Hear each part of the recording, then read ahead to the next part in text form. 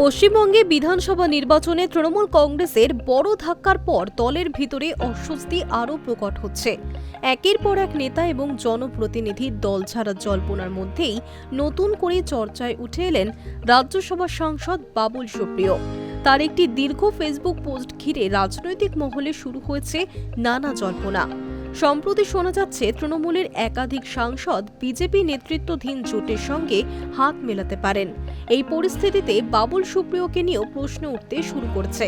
তবে সেই জল্পনায় জল ঢেলে তিনি স্পষ্ট জানিয়েছেন, এখনও সেই দল ও নেত্রীর সঙ্গেই রয়েছেন যার সঙ্গে বর্তমানে রাজনৈতিকভাবে যুক্ত।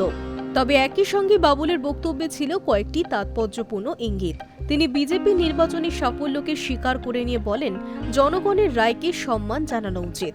পাশাপাশি রাজ্যের নতুন সরকারের সঙ্গে সমন্বয় রেখে নিজের সাংসদ তহবিলের অর্থ ব্যবহার করে এলাকার উন্নয়নে কাজ করার কথাও জানিয়েছেন। রাজনৈতিক পর্যবেক্ষকদের একাংশের মতে এই মন্তব্যই নতুন করে জল্পনা তৈরি করেছে। ফেসবুক পোস্টে অতীতের একটি বিতর্কিত ঘটনারও উল্লেখ করেছেন বাবুল।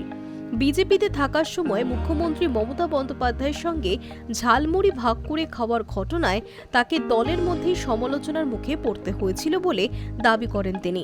সেই প্রসঙ্গ টেনে জানান, রাজনৈতিক মতভেদ থাকলেও মানুষের স্বার্থে কাজ করাই তার লক্ষ্য ছিল।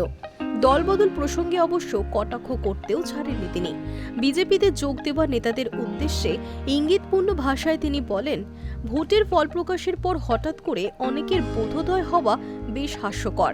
অতীতে বিজেপিতে যোগদানকারী নেতাদের নিয়ে করা তার কমলা রঙের পিপুল গাছ মন্তব্যও ফের তুলে আনেন। একই সঙ্গে দুর্নীতির প্রশ্নেও কঠোর অবস্থান নিয়েছেন বাবুল সুপ্রিয়।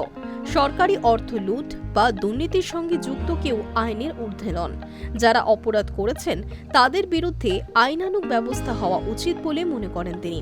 সব মিলিয়ে দল না ছাড়ার বার্তা দিলেও বাবুল সুপ্রিয়র এই পোস্ট রাজ্যের বর্তমান রাজনৈতিক সমীকরণ নিয়ে নতুন করে আলোচনা শুরু করেছে।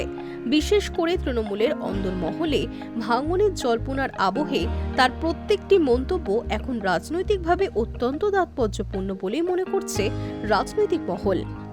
High news network.